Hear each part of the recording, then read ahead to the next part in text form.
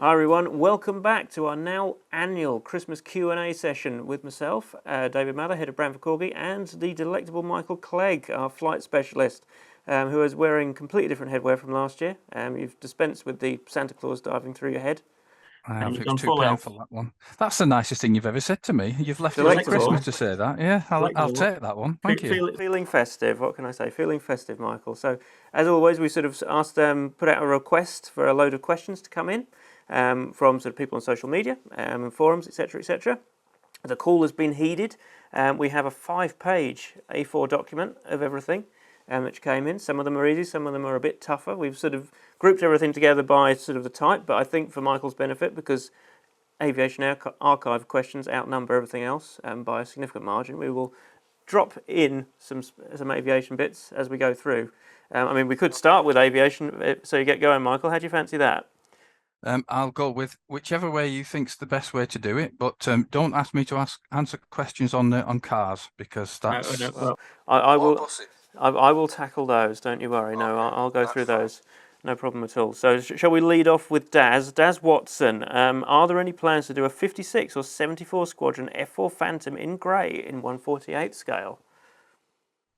Well, as you won't be surprised to hear that we have a massive research file of things that we want to do, and of course we love the 1/48 scale aircraft, both in Great War, which are the ones that sort of preceded these, and the Cold War ones. So yes, we've got. I think we try and keep a rolling list of maybe sort of at least half a dozen, if not more, of potential subjects for the future. The only thing that we will say as a team is that if people do want to suggest something in particular for a particular reason, because there is we always like to have a bit of a mantra with Aviation Archive that there's a reason for having every single model in the range, so that it's not just if a Phantom does well, it's not just a case of, oh, let's do another Phantom. It's got to be a Phantom that takes its place in the range for a specific reason, which is explained in the write-up. So, but if there is something, if you worked on one, if you were aware of something that was particularly interesting with the Phantom, then please do send it in, and we will put that a research file together and put that in there. Usually, it's down to Santa Mather as to which one actually goes into the range. So we have to placate him. So it's a case of bringing the research file to the big boss, and then he chooses which one he wants. But yes, I mean, obviously they're two big famous squadrons, and we do like to vary up. All the markings so far for the Phantom have been completely different. So yes, the short answer to that is yes, we will definitely get there. As to when it will actually take its place in the range, we don't know, but yes, you will certainly see what you're looking for. Yeah, I mean, I think it's fair to say that across quite a lot of what we'll end up answering during this session, I think as usual is the fact that we do have quite long lists of things. It is very much the getting there, as I say. So we've just done one of the Falkland Defender Phantoms, for example, which is obviously a grey Phantom. So we would probably look to do something which isn't grey for the next one, to keep it changing up, as you say. But all these things are going to be going on lists if they're not already. And as you say, you are the custodian of the research packs for aviation, Michael. So as you say, you bring them to me, and I then stick a pin in things and sort of go along from there, don't we?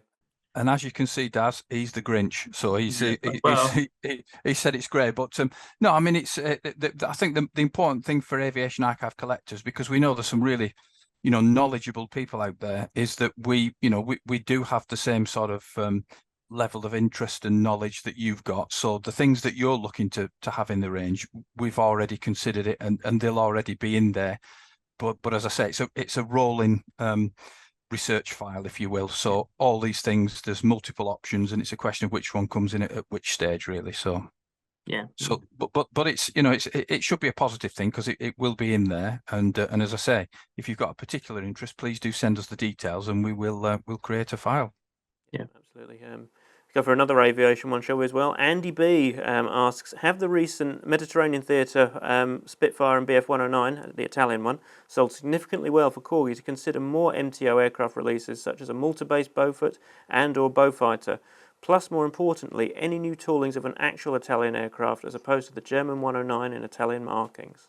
And he also says the Operation Torch Swordfish is on pre-order. And I'm looking forward to the Marauder, which I can say also does look really nice when the wheels are the right way around. It will be a great release from what I've seen. Yeah, I'm really excited about that V26. There's quite a few people who've been sort of writing into our marketing inbox about the V26, saying how very sort of exciting it is as a release, and we will sort of have news on that very soon. But on the MTO, I mean, they've done all right, is what I will say. Is on the Spitfire and the 109. I mean, the Italian 109G was a bit of an experiment from our point of view. It sort of was or wasn't a test bed for some ways. It's ultimately about doing something a bit different, which is what we tried to do with certain releases this year. They've done okay, and I mean, absolutely, there is a multi-based Beaufort in the plans for the future. It won't be the next one, but it is in the plans for the future. And we've got a list of Beaufighters to come as well. Regardless, so yeah, it's similar answer to the Phantom, I suspect, in that regard.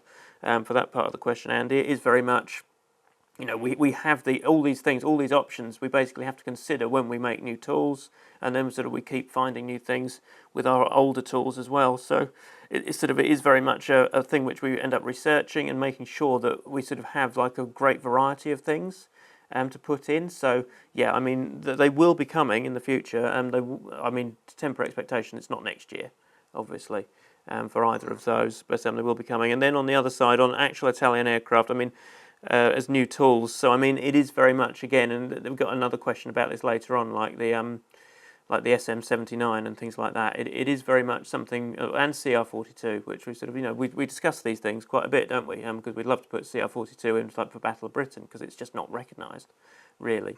But I think at the moment it is very much like they're not going to be next year. I mean, I'll say that straight up off the bat. They're on the list. They're on the list. We have a list of like capex options, which is like 40 odd items long, isn't it? Really, it is sort of ultimately assessing which of those is commercially most viable in some ways, and then sort of what also we can do something big, do something which is sort of more sort of collector specialised, and make sure it all mixes around as we go through the range. Yeah, and it is the fact that we have to. It's not just our decision. We can't just, because we'd love to have the Italian stuff in, because they are just so attractive as a from a presentation perspective, and they're really interesting looking aircraft. They're like the Ferraris of the sky, I suppose. But we take those when we go into a development meeting for a particular year, and there's maybe 20 options that we'd like to have considered.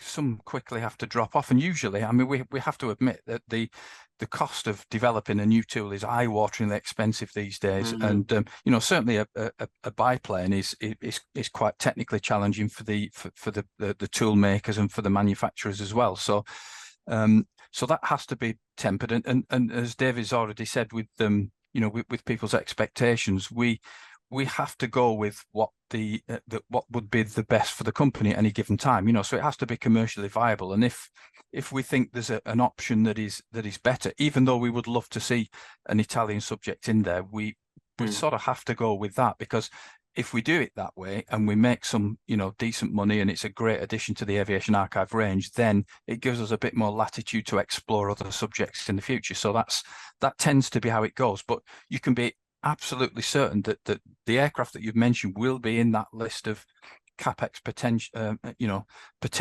subject matter that we discuss on any given occasion. It's just the fact that they'll either move up or down the list as we go. And I know it's the same answer that we give year on year. It's just that we look a little bit older every time we're delivering it. But it's you would expect there to be a big commercial aspect to it, and and we will get there. But it's not the environment that we could take a chance on things. So obviously you've just got to be aware of that. I'm sure people would, because I mean, at the end of the day, if you were making the decision and you were backing it, there's certain subjects that you would say, yeah, we'll go with that one because I know we'll do well with that one, whereas others you might be a little bit more reticent about, I suppose. But and with regards to the Italian Messerschmitt, the Messerschmitt always does well. It's a beautiful little tool in that. It's a lovely aeroplane. Loads of people like it, but we wanted to do something that little bit different, and the story behind it is great, and the markings are a little bit more simplistic, but you can still see the the German markings on it as well. So it's a really interesting story, and yeah, it's gone well, and it's a really nice addition to any range. And if anybody who's not an aviation enthusiast looks at that and they say, well, what's going on with that one? You can tell them the story, but I'm going on a bit now, aren't I? Because we're only on question 2 and we're still on On question 2. I'll be quiet. No, it's all right. Well, I'll steer away, shall I, from some aviation for a bit. We'll dip back in. I'll tackle the entertainment questions which have come in, which you are more than welcome to dip in on, Michael. Don't worry, we'll blow through them. We've got 3 entertainment-related questions, 2 of which are sort of linked. Firstly, from Josh Wood. Firstly, I want to ask what the future plans are for the Screen Stars range. As there has only been one release so far, is this something you are planning to build upon moving forwards? Yes. Also, is the range exclusively for 1/43rd scale Vanguard's tooling, or will other scales feature? It's not just for Vanguard, so there is the option, of course. We've designed all the branding for Screen Stars to actually work in multiple ways. So, for example, you could see a motorcycle in it in our 1/12th range in the future. You could see possibly even aviation, things like that. It's all designed to sort of tap in there. But yeah, I mean, on the slightly the longer answer, yeah, there is more Screen Stars coming, and sort of that's partly feeding into next year, so you'll see something then, early Christmas present there. But yeah, so absolutely going forwards on that. And it's not just a one-off product, and that's it. There's more to come. On the TV and film theme, still from Josh, I appreciate that there is currently a bit going on in the pop culture range, but are there any other licenses there you are looking to produce models from? Also, I think the James Bond cars and new black and gold display boxes are great. What are your plans for the 007 range? Are we going to see more new toolings alongside reissues of previous releases? Well, so, I mean, Bond's a bit of an interesting one, just to tackle that side of it. We've got the Q Glider coming, and you'll see that early next year. So that goes into the range. So, but yeah, I mean, there will be some new ones as well in the future, no doubt. I mean, we are sort of contingent with Bond, of course, on new film at this stage. And unfortunately, quite a lot of the older tooling has actually been lost over the years. So there are some holes in there. Do we retool those? That's something which we always have to consider from a business point of view. The viability of things like that, if we have to. But yeah, in long and short, I mean, Bond isn't going anywhere, obviously. There will be new stuff going in there, whether it is reissues of things that we have got hold of and sort of reinventing things. I mean, sort of one of the things I'm very keen to do with the range is we haven't got every single Daniel Craig film release yet in the box style. So that is something which we'll be working on over the next few years. You know, we'll obviously have to have something from Skyfall and Spectre for example. We've got Quantum of Solace just entered the range, so yeah, we'll probably have like something to tie into that quite nicely. And then on other licenses, well, I sort of feel that at the moment we're in quite a good place with licenses. There's no real massive desire for me to go chasing after things which don't really fit the Corgi ethos in some ways. You know, we're just launching Wallace and Gromit stuff, and there's more to come from that. We've got Star Trek, of course, which is a little bit off from the. It is Corgi, but it's not in sort of all the traditional British heritage sort of angle stuff, which most of Corgi's range comes from. But it is still resolutely like a Corgi-themed product in some ways, and you know, we have the history of doing it anyway back in the early 80s as Corgi Juniors. So things like that are like, yep, absolutely in there. It's like other licenses. I mean, there is obviously a lot of entertainment media out there, and it is ultimately what is appropriate and what is, you know, a sensible thing for us to go after. So currently, you know, we're not chasing anything major for entertainment licenses for next year. That may change. That, you know, offers come up, things may happen, but that is very much a watch this space thing. But currently, I'm quite happy with where we are. I think with what we're making, really. And that sort of connects in a way to what Tom Webster's asked here. Would there be any chance of a Life on Mars 4 Cortina in the works? I have the Audi Quattro from Ashes to Ashes he produced a few years ago. I mean, yep, absolutely something we could consider.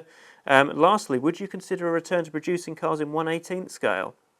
I remember you had a brief foray into the 1/18th market in the latter half of the 1990s with the MGB and MGF models. Now, this is something which completely caught me by surprise, to be honest, because when we set up Wonderworks here on site in Margate, I came across a selection of 1/18th scale Batmobiles, of all things, and I said I couldn't believe we had these things. So they've gone on display in Wonderworks, but I haven't actually encountered the MGB and the MGF, and so I had to go on a bit of a Google hunt in prep for this one to actually see if I can find out anything about it. And from what I can see, I'm not sure that Corgi actually produced the tooling for them. So I mean, it's very much like the 1/18th market is, you know, a big sort of premium marketplace in some ways, quite similar to what we've done with the 1/12 scale motorcycles. So it's very much something which it's nice to have. You know, we have no immediate plans. It'd be an expensive thing to tool up. It'd probably take up our tooling budget for the year if we did another car, potentially if we wanted to match sort of places like Auto Art and places like that. So yeah, it's sort of like, yeah, intriguing. I mean, the thing I can say, Tom, is you definitely sent me on a wild hunt for that, because I was like, really? Did we do these? I can't believe we did these. But I cannot find any record that we still have that tooling, unfortunately. So I will continue to investigate that one. But it's a little bit of a mystery in some ways, I think, and quite an exciting one because they're my favourite type. And lastly, and this is You absolutely did quite well with that. I'll give you that. I agree with everything. I mean, the other thing is, of course, that we are working in advance, so there are things that are in the works that sort of fall into these categories as well. But obviously, we just have to keep a little bit quiet on that one. But you know, it's just a case of watch the range launches. We've got our 3 each year, which gives us 3 opportunities to get excited about Corgi and just see what we've got in there. It could very well be that there's something that that you're looking at, perhaps. Fingers crossed. No, that's it. Well, I mean, it's like when we set up. Well, when I set up the Wonderworks, and you still need to come down, Michael. You've not seen it yet, have you? I've not spoilt it for you. I didn't get to sit on the Great Escape bike, unfortunately. No, you missed that as well, unfortunately, when we had the PR day. But anyway, yeah, it's sort of. I was really sort of excited to be opening up the 1/32nd scale aircraft, for example, in the aviation range, and that's sort of like something which tickled my fancy. But anyway, we'll leave that there as a maybe for the future. If you want it, people write into me and scream and sort of say yes, definitely. We can definitely look at it. Anyway, last one for entertainment, which is definitely a question for me, I think, Michael, with this one. With Corgi's upcoming line of Star Trek ship models, I can see that the first 2 ships... Oh, sorry, this is Trevor Bates. Sorry, let me actually credit the question before I sort of dive into it too deeply. With Corgi's upcoming line of Star Trek ship models, I see that the first 2 ships are the Enterprises from the original series and the Next Generation. With many of the classic ships already in existence from the extensive collection from previous supplier, will the team be giving the newer ships from the latest shows like the Gorn Hunter, USS Protostar and the Titan A equal priority early in the collection as well? So, first thing to say immediately on Star Trek is there will be new ships going into as new tooling into the range in the future. That is absolutely the plan. The range will not be equivalent to any part work range which was produced in the past. So ships like some of those, I mean, I'd love to make the Titan, for example, and the Protostar. Gorn Hunter, probably not. So, for example, we probably would only be looking at Federation ships for starters and the big ones. To make it, it's going to be more akin to what our James Bond range actually is. So instead of like being like hundreds of ships, like have been in from other suppliers in the past, the Star Trek range will probably sort of tap out, assuming because Star Trek is ongoing and sort of will be the ongoing interest. We'd sort of tap out at around the 10 mark, I think maybe, as it currently stands. But that's no guarantee, and sort of it's very much what we'd like to do, and sort of that's all very much again a business consideration and sort of working in partnership with Paramount as well.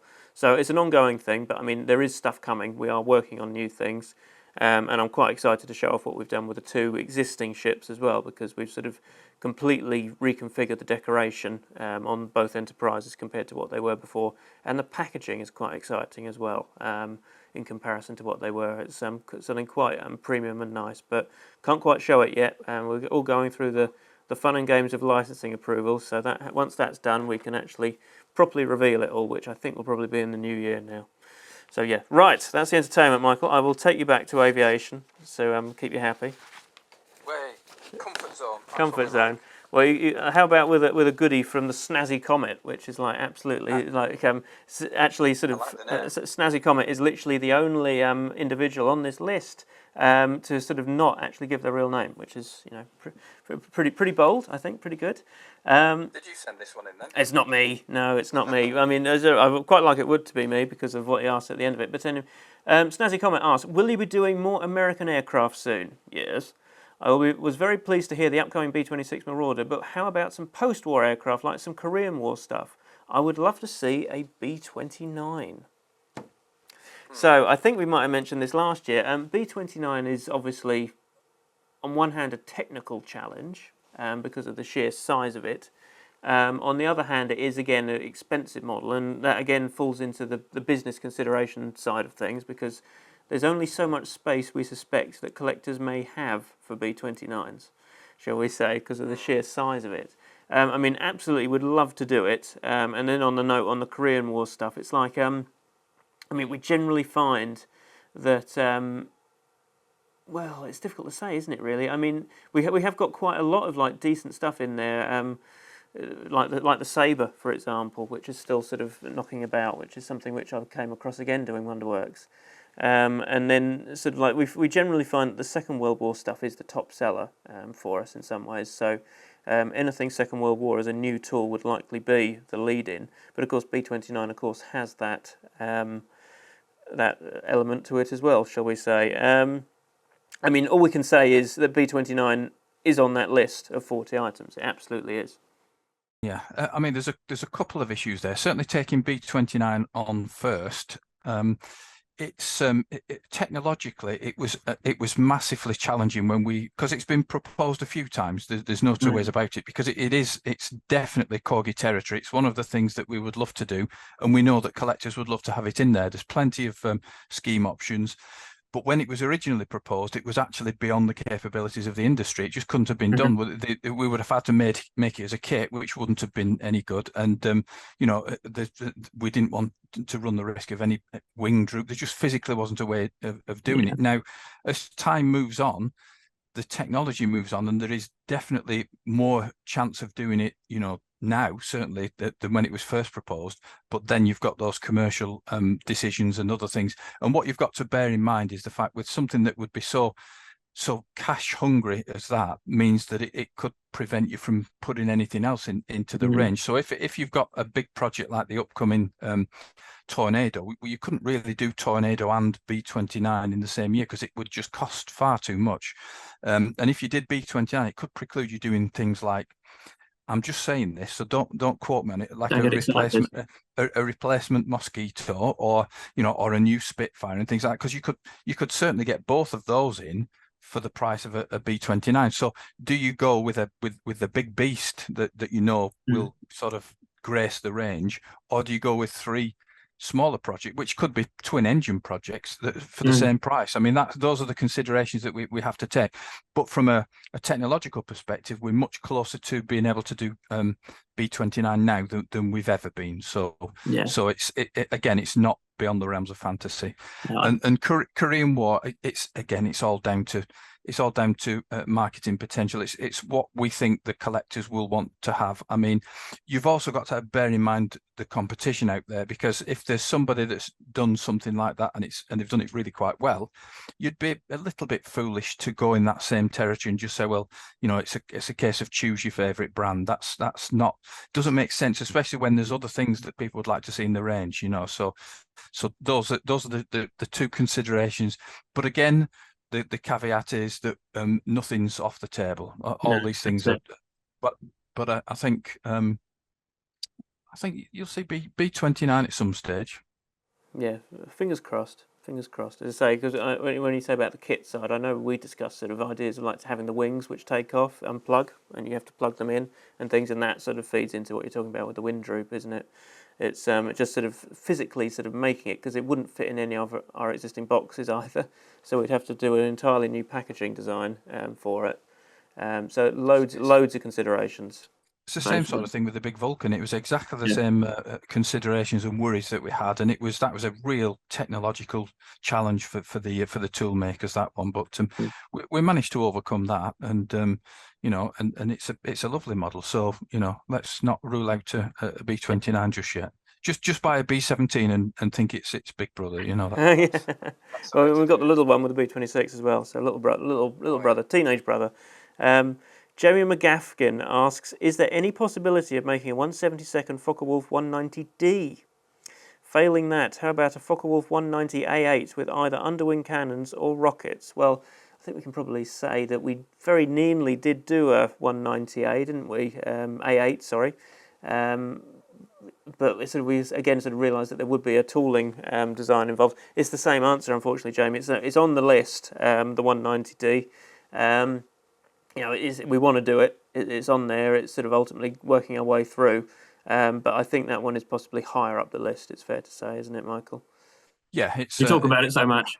That's a perennial entrant on the new tooling list, and we'd love to see it. It's a really nice aircraft, but certainly with regards to 190A8, I mean that's in the tooling bank. We can always open tooling banks if our development manager says that it's possible to do so and make additions. I mean those things can happen, but again there are cost implications and considerations there as well.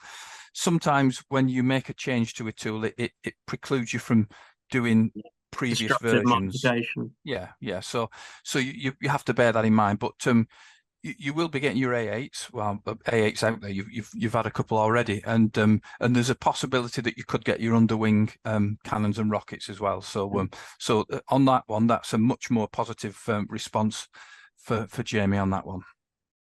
Right, I'm going to nip backwards again. We've done a couple of aviation. Oh, okay. Yeah, no, sorry. Oh, you can hear the deflation. I know. Sad little voice.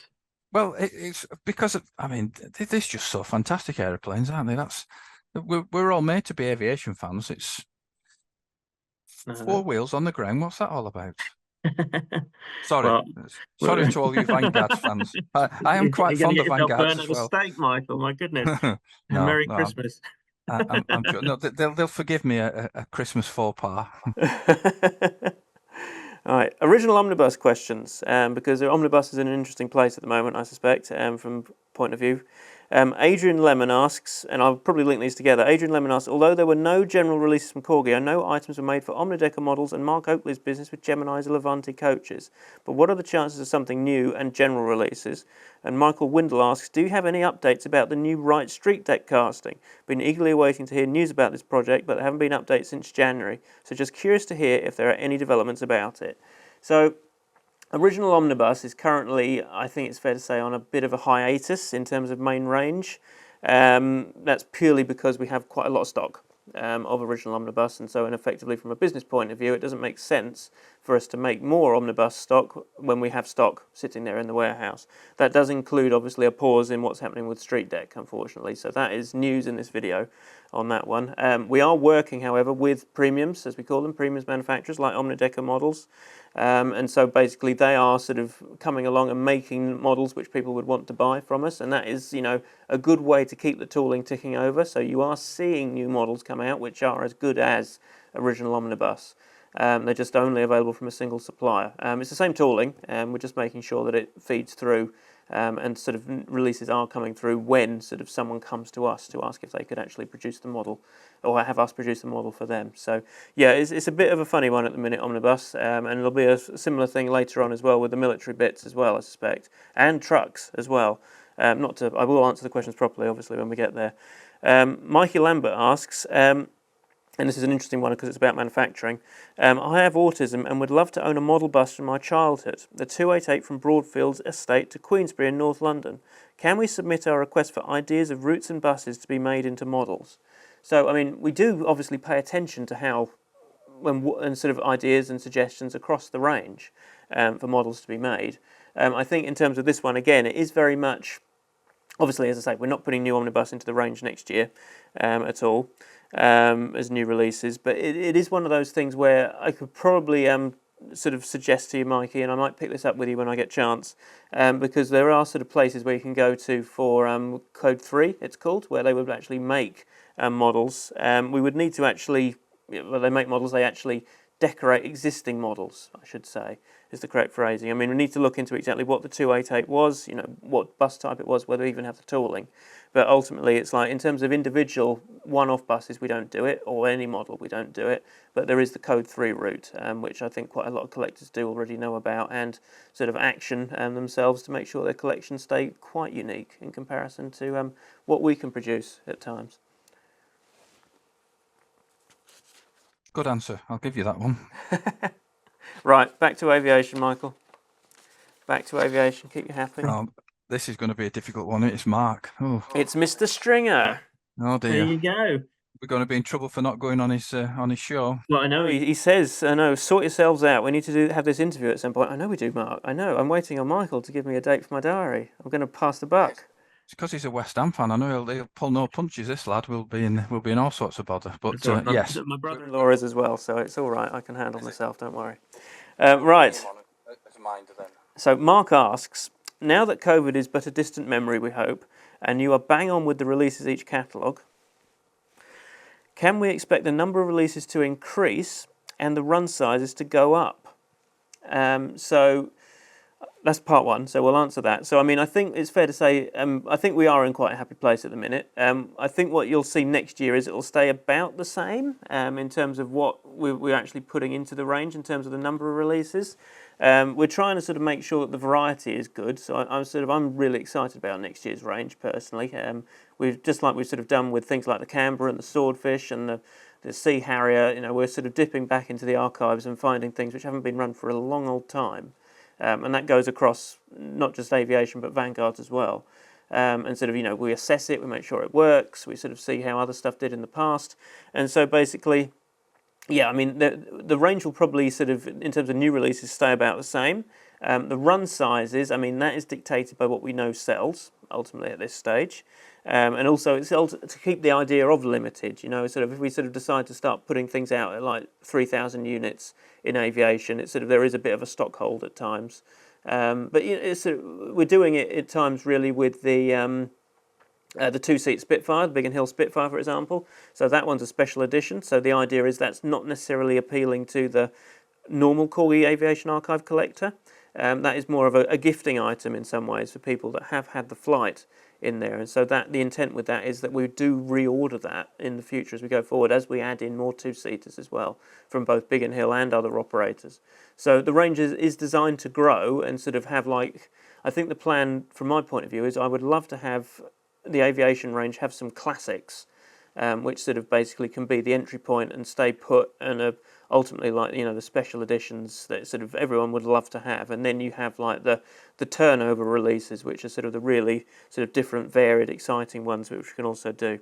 Mark also asked, do we ever envisage prices to either stabilise or come down, or is that a pipe dream with the way inflation is now finally dropping? I mean, it's ultimately that is a inflation's dropping in the UK, for example, to go really businessy, and well, not too businessy, but inflation's dropping in the UK. It's not necessarily dropping in other places, and so ultimately the prices are dictated to us by what the vendor quotes us. So ultimately, that's the cost. It's even like the price of zinc, for example. The bare raw metal has been going up quite dramatically over the past few years, and so that sort of impacts all of CORGI in some ways. And of course, Aviation Archive is incredibly difficult to manufacture. There's no two ways about it. We really do challenge them when we put these research files together. We ask for stuff that sometimes it's never been done before, and in the main they do try and do it. So it is really challenging, and of course they're not going to do that for free. So it is difficult. I mean, we've got initiatives as well on the website. We try and support people who buy via the website with this new rewards points things, which does give some tangible discounts, and that's something that will grow in future. So, you know, we do try wherever possible to make it a bit more cost effective for people where we can, but we are just limited by economics at the moment, realistically. Yeah, it is unfortunately the way to go. But yeah, as you say, Mark, we will get that interview scheduled in. Michael will get that interview scheduled in, and I will make myself fully available. I'm always available for an interview. Don't you worry about that. That's what you call an official delegation, that, isn't it? That is. I'm totally passing the buck to you, mate. Don't you worry about that. And I would rather like some bubble canopy Spitfires. Yes. Yeah, there'll be a few more of those. So will we. Yeah, it's on the list. Have a great Xmas. Have a great Xmas. Have a great Christmas as well, Mark. Jake, before we let him go, we should thank him for his support, because I mean they really, you know, they really do sort of a good.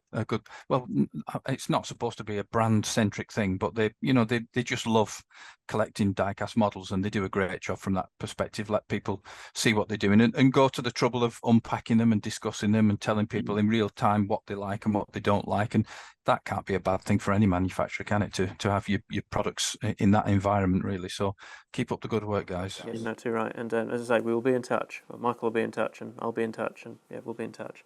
Right. Another aviation one. Jake Pritchard. My question is, will we see the remainder of the V-Force made in a 72nd scale? So that's Victor and Valiant. I mean, Victor's on the list. Valiant isn't on the list, I don't think, as it stands. I mean, again, I'd love to.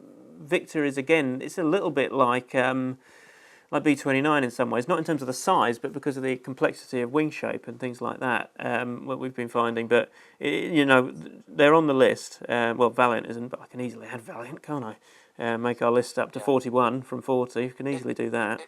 It's just a beast. It's massive, and it's that factor whereby would people buy more than one Victor? I don't know. It is possibly, but it's going to take up a hell of a lot of real estate in your display cabinets. Yeah, that's and it.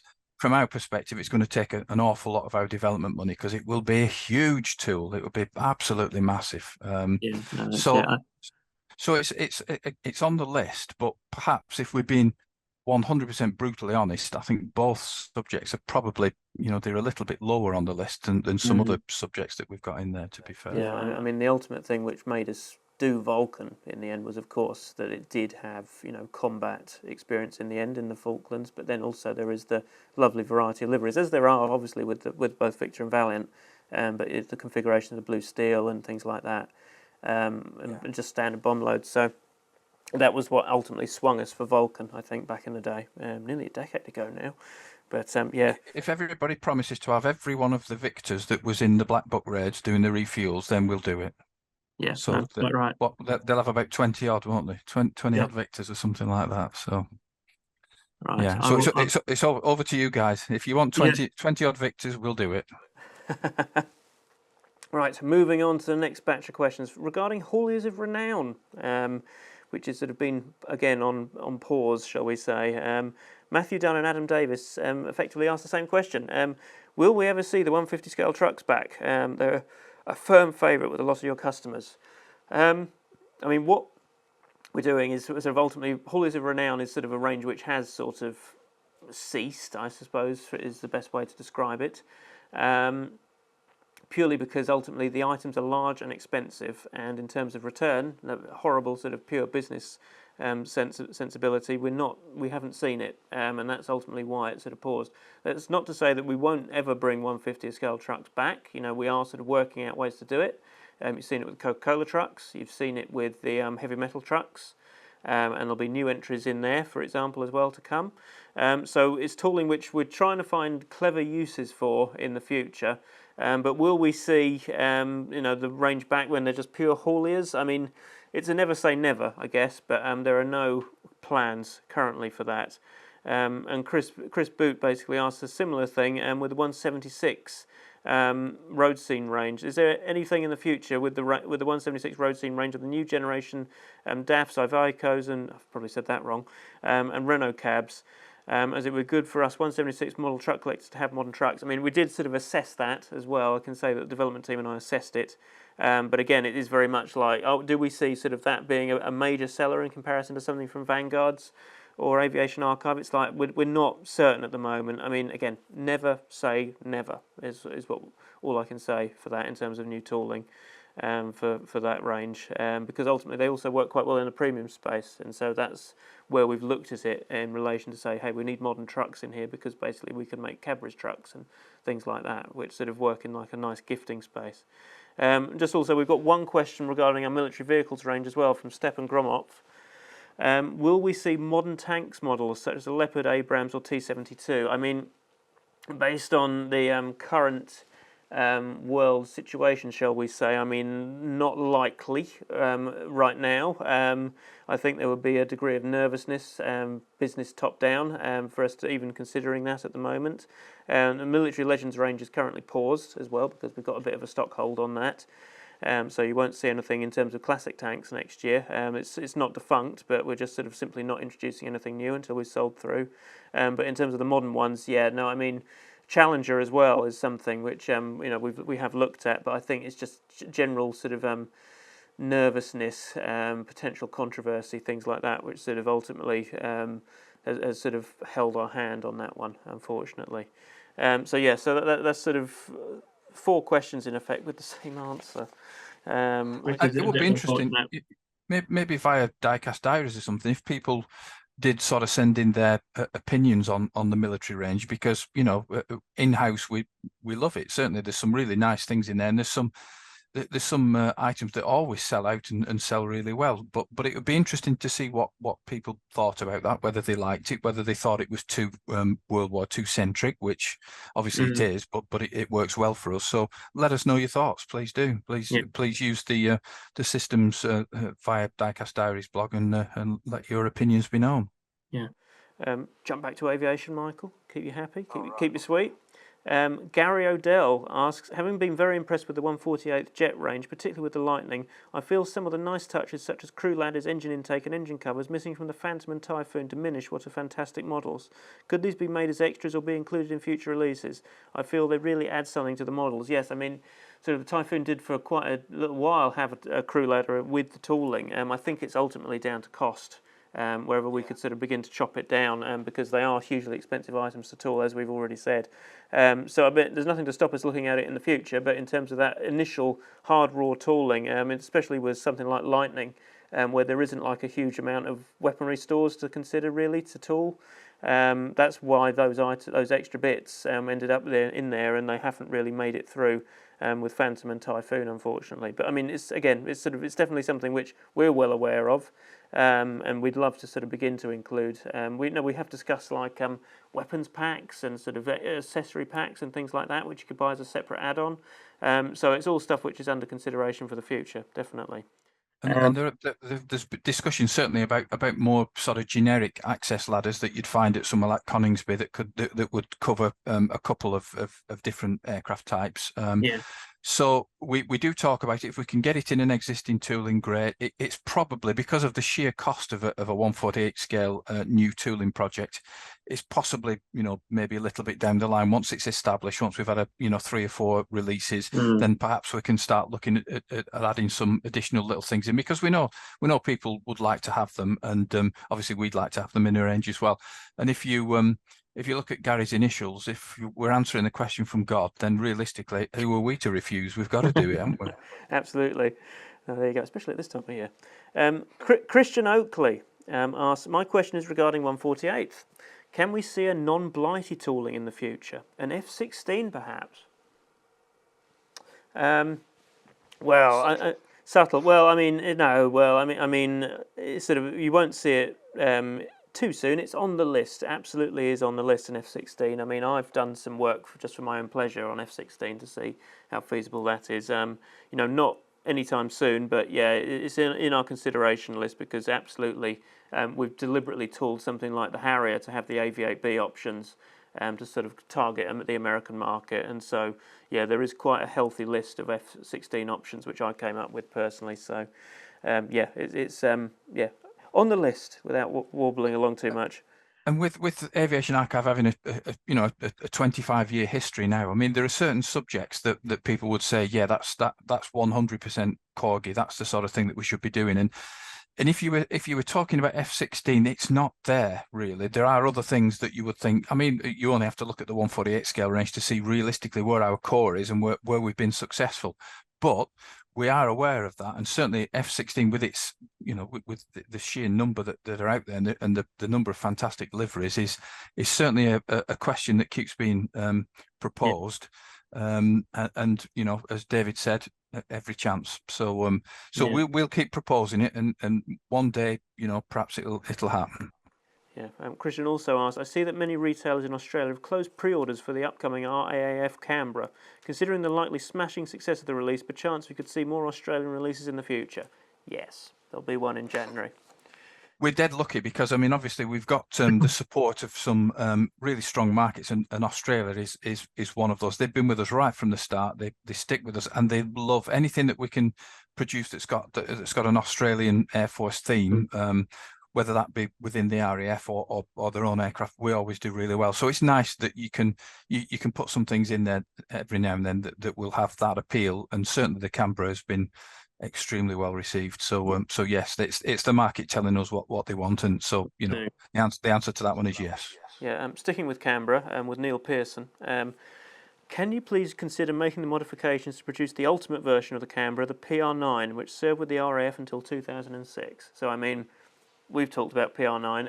I mean, ultimately, PR9 will be a brand new tool. It's not a modification. It is a brand new tool. New wings, new fuselage, the works, based on how the existing camera tooling is. So it's on the list. We keep saying it. I should put it on a T-shirt. But yeah, it is definitely on the list. You know, we've both talked about PR9 quite a bit, haven't we, Michael?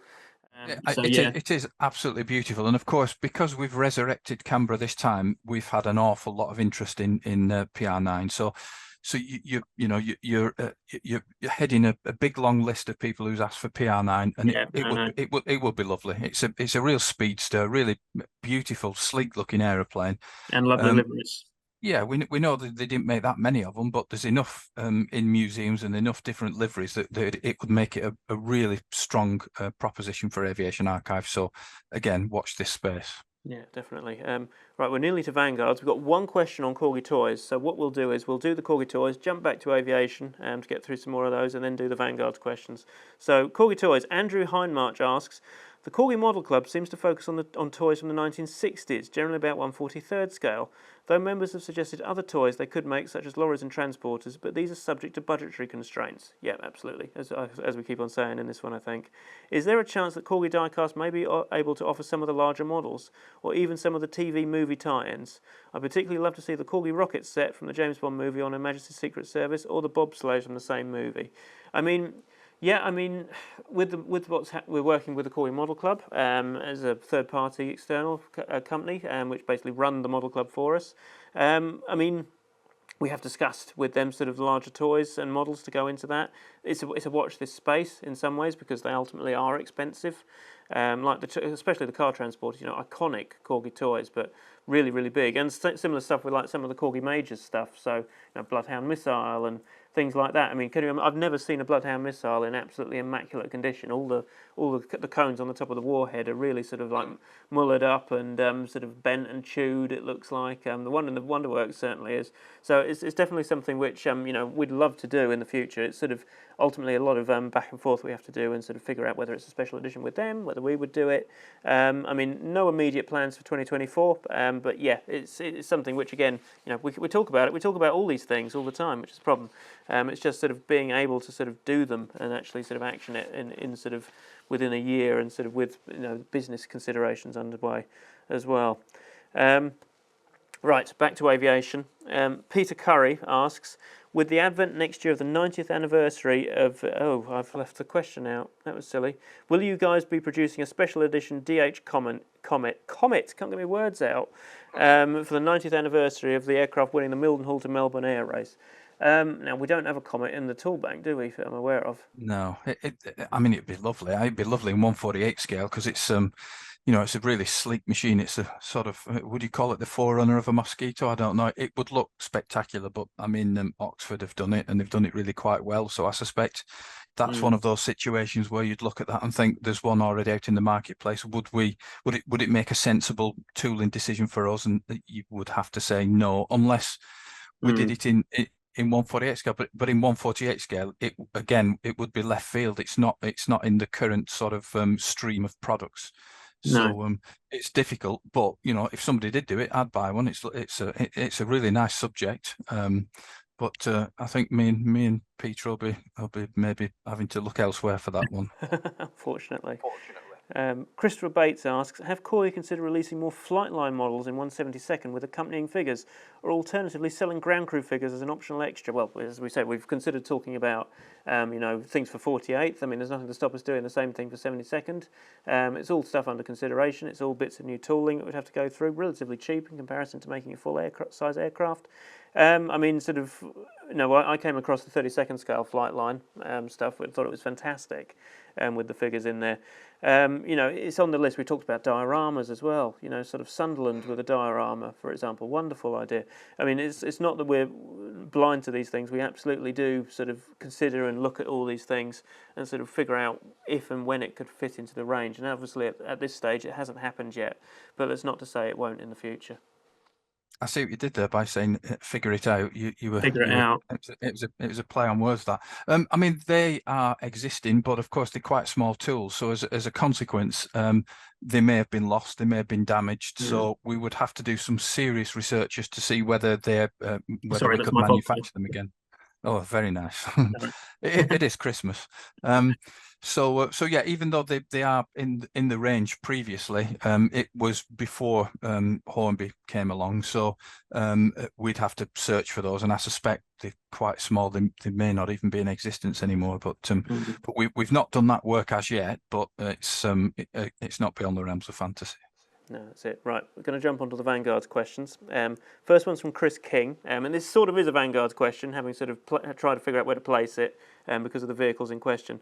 Are you planning on producing a Genevieve and Spiker set at all? Now, ultimately, it's the age of the vehicles, which makes it a bit complicated there. We've sort of been finding recently that anything 1950s or earlier doesn't really sell anymore.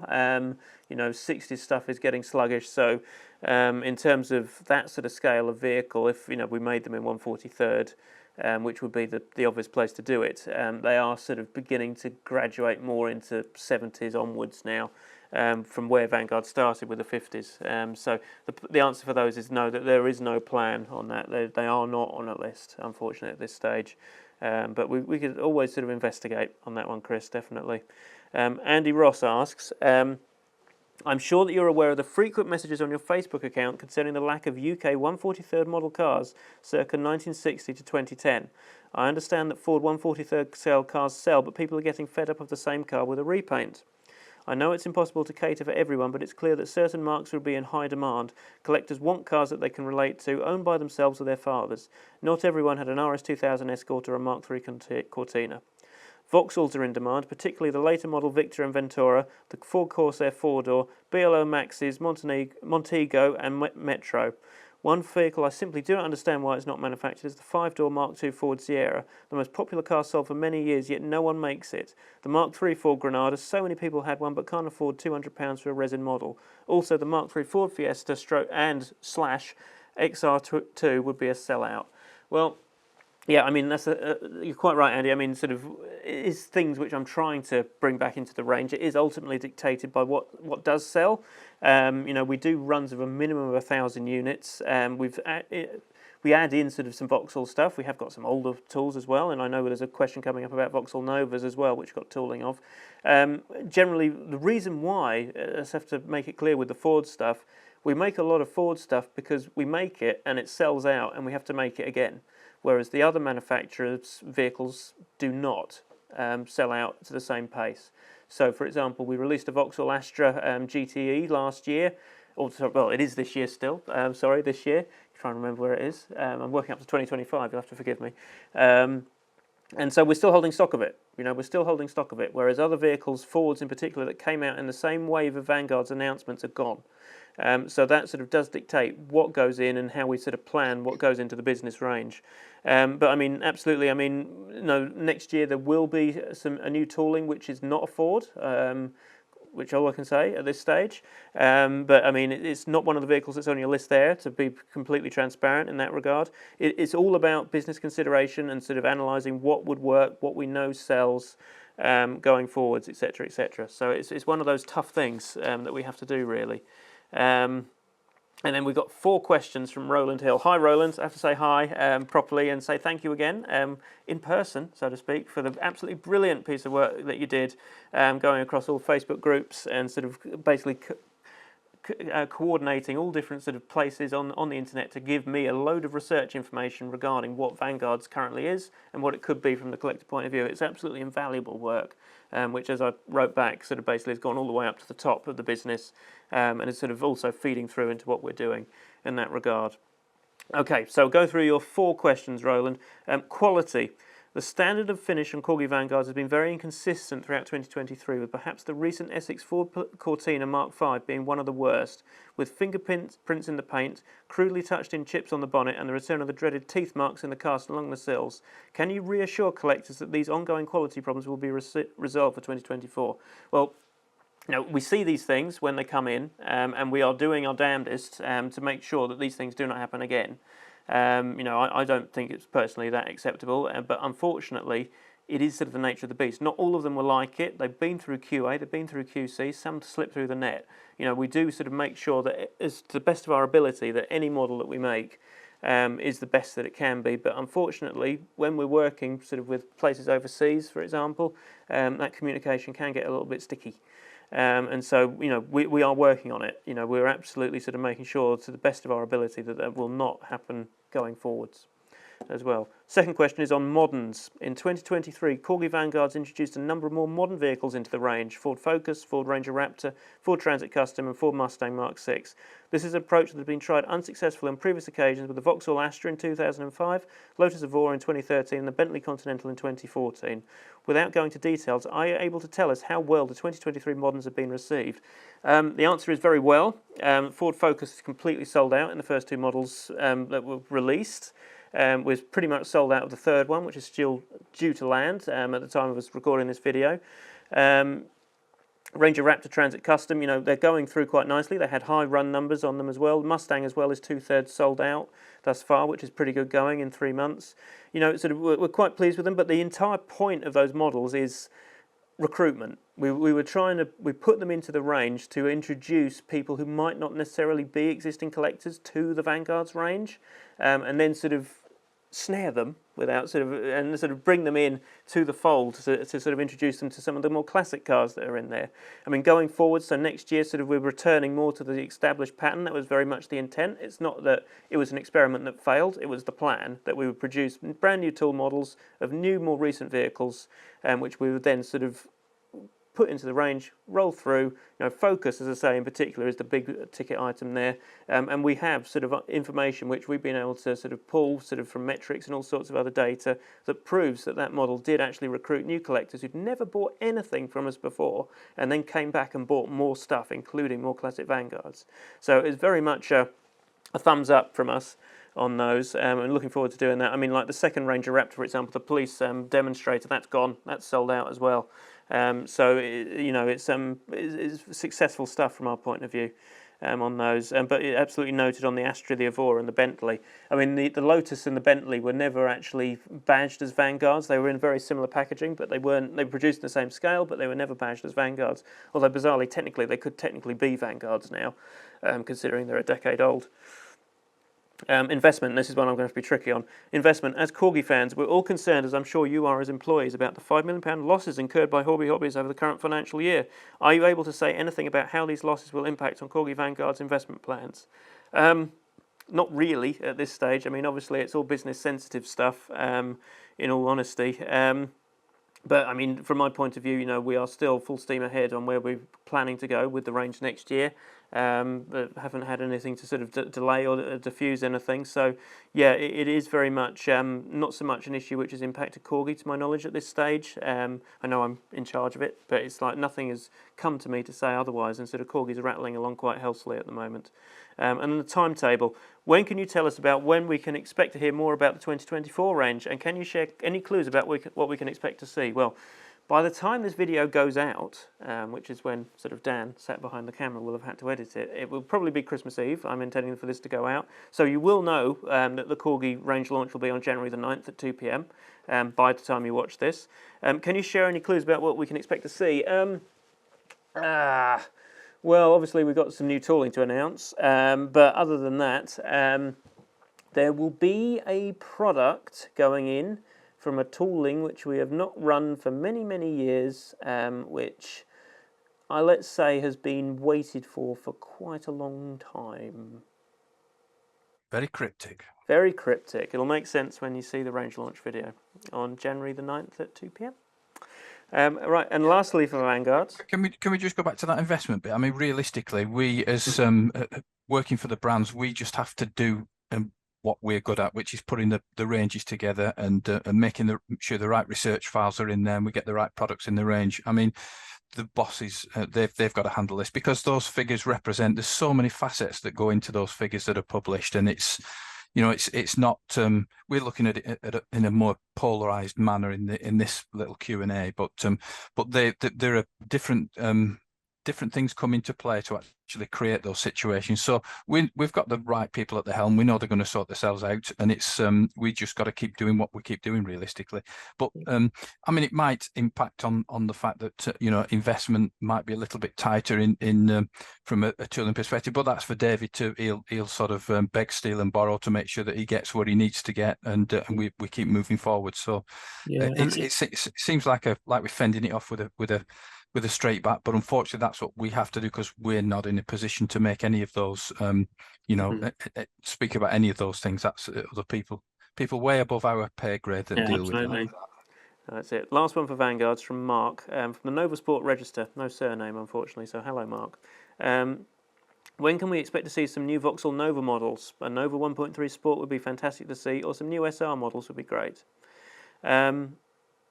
Yeah, and you talk as well about basically some extra new bits of tooling and things like that. So Vauxhall Nova, I mean, sort of as I say, we've recently put out an Astra. We know we've got the Nova tooling.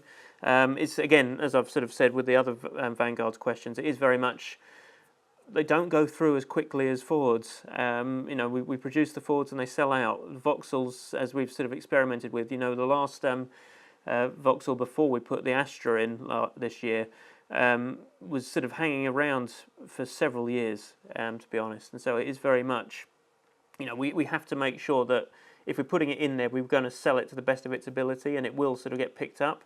So, I mean, I think you would absolutely see the Nova come back in the future.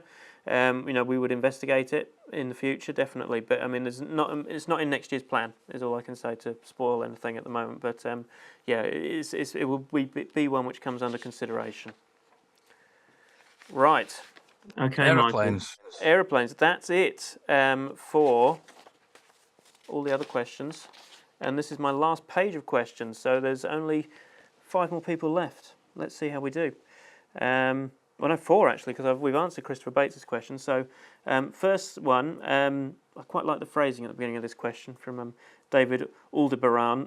Corgi seduced me into collecting die-cast aeroplanes. Steady, Michael, steady. When I bought your magnificent weathered 132nd Bryan Lane Spitfire over 20 years ago. There's been a lot of ups and downs since then, but I still think that on your best days you make the best models in the business. Thank you very much. I have 3 questions about the way forward. 148 Jetline. This has set a completely new standard for mould fidelity. Would you consider including an iconic gas turbine powered helicopter, either the Wessex or Sea King, in the line? On the list. We'd love to see. I mean, 148 has been a huge success for us, and the more, I mean, it's a beautiful diecast model. It allows us to put a little bit more detail in there, and it's got that real weight and presence of a centerpiece display item, and they've gone down really well. They bring with them their own challenges, because obviously there's a lot more metal real estate on there that you've got to deal with, and everything has got to be right, because you collectors know your stuff, and if we get something wrong, you know about it straight away, and we try manfully to make sure that we don't. But getting things wrong can be maybe even down to decoration or little bits of detail, and sometimes it can be, you can get some information later on, and it's from somebody who's got I mean, intimate knowledge. It seems a bit of a weird thing to say, but somebody that used to work on them, that knows about a particular panel that maybe we've not got quite right, and we wouldn't know that. But we try to make sure that we can get everything right. But from a subject matter, we know that a Sea King in particular would be absolutely fantastic in 148 scale. So we've got them on the list. We just have to work through them now. And as we said previously, that list will juggle about. Certain things will work their way to the top, and others might work their way down. And if you think about the sheer size of investment, you're definitely not going to be talking about more than 1 or 2 subjects in a sort of calendar year, realistically. No. So it means that list is long, and the ones that are seriously under consideration is pretty damn short. But yeah, we would dearly love to see a Sea King in there in particular. Yeah. No, David also asked about 148 scale World War One, the only quality World War One diecast line around. Unfortunately, a key member, the Camel, has an eyesore of a flaw. The upper wing is far too high up. Is Corgi aware? If so, would you consider correcting the tooling so that the more picky amongst us can buy them? Yes, we are aware, but obviously it's an older tool, and it's one of the first ones that we inherited. So if you inherit a tool, you inherit it with its idiosyncrasies as well, should we say? That's a polite way of saying it. We've released quite a few. They do sell really well. It's important that you get the right liveries and the right stories in there, as we've discussed previously. Whether we would, I mean, the thing that you would have to say, if we wanted to put a new 1/48 scale Great War subject in there, would we go back and retool the camel, or would we give you something different? I suspect we'd probably give you something different if the truth be told. Yeah, that's it. And then 1/72 scale everything. Any chance of a Seafire FR-47? This would bookend your Spitfire line by killing 3 birds with 1 stone that have so far left huge holes in the Spitfire line. It gives us a teardrop canopy family member, a Sea Spitfire, and the aforementioned end of line. I mean, yes, I mean it's on the list. I know we've talked about Seafire. I mean, we've more specifically talked about Seafire in regards to Mark V Spit and then early Seafires at the moment. But I mean, sort of bubble canopy stuff, as the next question demonstrates, is sort of very much something which we have been thinking about, because we know we haven't got any teardrop bubble canopy spits, and that's very much something which we want to be tackling sooner rather than later. Yeah, I mean, projects did advance quite far for these later Spitfires in the past, and then for one reason or another, they didn't advance. They're always in there, but of course, we have to temper that with the fact that we've started recently retooling some of the original ones because we can make a better job of them, and they continue to sell. They continue to enhance the range realistically. So it just means that although we would have ordinarily got to those, we've gone back and looked at some of the other ones, which means that these have stayed, a bit further down the list. But again, it's something that we'd love to have in there. So watch this space. Yeah, no. Linked I think question. I've said that about 30 times. Yeah, no, I think so. Yeah, no. Sorry. We're gonna have to. I'm sitting at a wooden table, so I can go jinx touch wood at you, but never mind. I'll use a different phrase in future.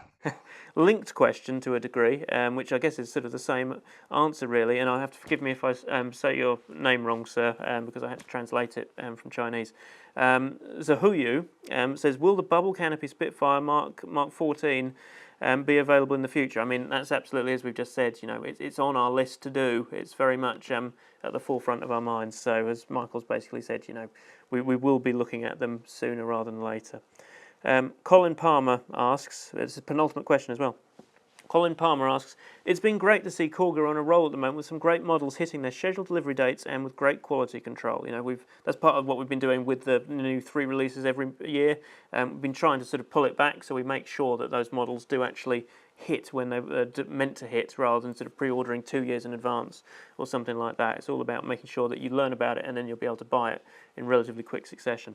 One of the things I found frustrating with the CORGI of late is the accessory sizing on 1/72 die-cast aircraft is sometimes off. For example, the pilots in the recent Spitfire Mark 9 releases look overly small, whereas the wing gun barrels on the BF-109 are too large. Is this something CORGI looks at and could consider for future improvement, or is it something that is now set in stone and won't be changed?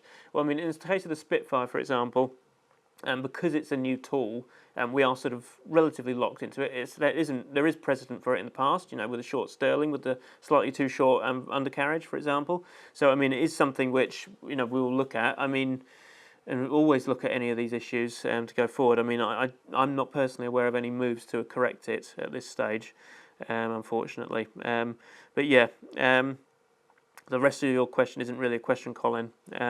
I'm also looking forward to seeing whether there will be any new 1/72 World War II tooling in the January announcement. My money is on the ME410, but there are a lot of great options that are possible. Yes, there definitely are. That's all we can say about that one. And now the last question. Question. I was just going to say to Colin that obviously World War II's always been a strong area for us, and we've got a whole host of models that we would like. We mentioned before about models that CORGI Aviation ICAF collectors would expect to be in the range, and we know that they should be in there, and we would love to get them in there as soon as possible. And a lot of them come from World War II, so yeah, it's definitely possible. As for your subject of choice, can't possibly comment on anything like that. Comment on that. A bit like Chris's. As I say, the final question from Chris Bates. Given that we seem to have had a run of allied releases with the Beaufighter, Beaufort and Marauder, what are the chances of the next 1/72 Aviation Archive mould after the B-26 Marauder being an Axis release? Ideally, the SM-79 Spaverio, the Focke-Wulf 200C Condor, or the ME-410 Hornets. They really like ME-410s, don't they? I don't know why. It's very strange. And SM79s, they always come up, you know.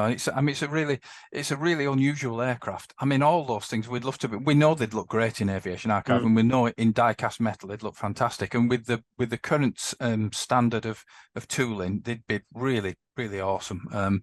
So they are, every single one of them is on the list. I mean, Chris, it seems like we're putting you off, but we not. We know that these things would be fantastic in the range, and you will get them at some stage. And how grey this beard is by then, when we're doing the Q&A at Christmas, I'm getting all the white. I know. I probably will look like Santa Claus then, but yeah, but they are great subjects, and hopefully they will all get done in the future. Yeah, no, and the same for the PS on the end from Chris as well. Will we ever see a 1/72 Mark II Hawker Tempest? I think we're more likely to see the Mark I first, if we got there. Yeah, I mean, it's obviously, again, he's probably saying that because the earlier ones are in the range. Sorry, well, a different Mark V, isn't it? So it's a different configuration, but it's a beautiful looking aeroplane. I mean, it's, for all intents and purposes, is it a Sea Fury? I don't know. It certainly looks like it, but they didn't make that many of them. There's something as well. But they didn't make that many of them, even though they look fantastic. And you know, would you? I mean, if we're asking people, would you rather have something like that or one of the other great options that have been mentioned in the questions that have been submitted? So that's a question for you to answer. That's all on your shoulders. All on my shoulders, just for a change. I mean, sort of the same with something like Westland Whirlwind, for example. You know, Second World War fighter, not helicopter, which we do have. You know, it's ultimately all of these things. It's just like, if they're beautiful looking planes, it's just a number of operators, a number of potential liveries and things like that, which ultimately affects what consideration we can make, because ultimately, you know, we wouldn't be able to make that many. Something like the TSR2 tooling that we did in 2013, we would never make that now, because it wouldn't pass a vast checklist of things that we have to put things through for business consideration. So we have that tooling, but, you know, we can't do anything with it. And so, you know, it's interesting and exciting going forwards with what we can possibly do. But yes, that's the end of the questions, Michael. All right, but from our perspective as well, I mean, it's the fact that if you do use a subject that's a little bit, should we say, esoteric, that's probably the best description for it. It could actually preclude you from doing things in the future, and it would certainly take some tooling investment away with the powers that be that hold the purse strings. A bit like, no, Bob Cratchit was the one. It's a bit like Ebenezer, a bit like who holds the purse strings. You don't know who's watching, Michael. Oh yeah, sorry. Yeah, nice Ebenezer, because he turned good in the end anyway, didn't he? He did, yeah. But it was you know, if you do something like a Whirlwind and it sells well, but only 2 or 3 releases, you know, are you going to be supported when you come next time and you're asking for something of a similar ilk? That's the issue that you've got to face. Whereas if you did one of the Spitfires that's been suggested and it sells like hotcakes, should we say, then you're in a much stronger position. So yeah, no. It is, I think, ultimately the summation is sort of, can't wait for January the 9th, where we start to reveal some stuff, again, talk about a little bit of new tooling, all being well, and go forward from there. So yeah, exciting stuff to come from CORGI as we go onwards, and sort of all those new releases as well. So yeah, I'm looking forward to that one. I'm looking forward to a bit of a rest at Christmas as well, Michael, aren't you? Yeah, definitely. And if you've all managed to sit through this for the last however many, because we've had about 3 sittings with the way the Zoom meetings will work, you're entitled to a wee dram, and we will toast your very very good health. But yeah, I mean, it's genuinely, we are very grateful for your support with obviously with the range, and obviously with some of the things that we do, diecast diaries and things like that. You're absolutely fantastic how you stick with us, and we love you for that. So thank you very much, and have a wonderful Christmas and a very prosperous New Year, so that you've got loads of money to buy your CORGI diecast. Yes, indeed. No, and thank you very much from myself as well. Yep, thank you again, and have a very happy Christmas and a very happy New Year. And we will see you. You'll see me on the 9th of January at 2 p.m. talking about what is new and exciting and coming. And you'll see Michael at some point as well, of course. You're always popping up, aren't you? Yeah, I'd like to, but you'll see us both as a double act at the same time, same place next year. So it's good night from me, and it's good night from him. Yep. Happy Christmas, everyone. Yeah, Merry Christmas. Bye-bye. Merry Christmas.